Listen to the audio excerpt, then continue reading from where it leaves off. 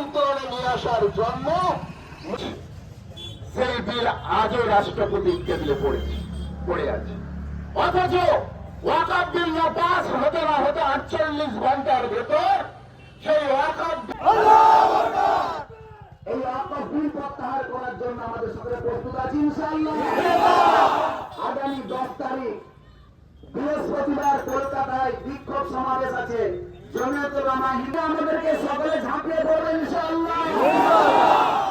তমলুক ব্লকের একজন সংখ্যালঘু যেন বাড়ির মধ্যে না থাকে। সবাই স্বৈরাচারী সরকারকে খতম করার জন্য পূর্ব মেদিনীপুর থেকে আমরা আওয়াজ তুলব, আন্দোলন করে তুলব, এমন ভাবে করে তুলব সারা পৃথিবী সারা বিশ্ব নদী থাকবে ইনশাআল্লাহ।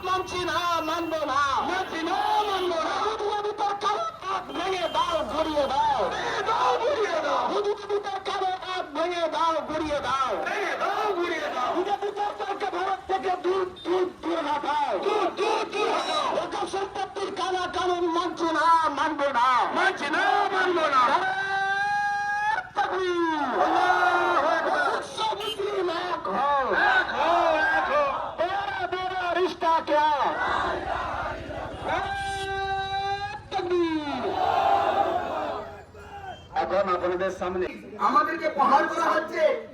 সব সময় আমাদেরকে ওই ভালোবাসা দেখালে হবে না, মাঝে মাঝে আমাদেরকে একটু হুঙ্কারও দিতে হবে। সেই জন্য আমরা এই আজকের এই সভা থেকে আমরা শুরু করছি। আগামী দিনে আমাদের পুরো লম্বা কর্মসূচি থাকবে। যতক্ষণ পর্যন্ত ওয়াকফ বিল প্রত্যাহার না করবে, এরপরে যে কি কি পরিস্থিতি আসবে এ সরকারও কল্পনা করতে পারে না। ইংরেজকে আমরা তাড়িয়েছিলাম, ইংরেজকে আমরা ভারত ছাড়া করেছিলাম, তার থেকে তীব্র আন্দোলন করবো আমরা ভারতবর্ষে ইনশাআল্লাহ। এই মোদির স্বৈরাচারীকে আমরা ধ্বংস। ফিলিস্তিনের মুসলমানরা একটা মসজিদে আকসাকে বাঁচানোর জন্য, এটা জেনে রাখো আগামী দিন তোমারও সময় আসবে। এই এই আমাদের পশ্চিম বাংলায় একটা কুলাঙ্গার আছে, পশ্চিম বাংলার এই পূর্ব মেদিনীপুর জেলায়।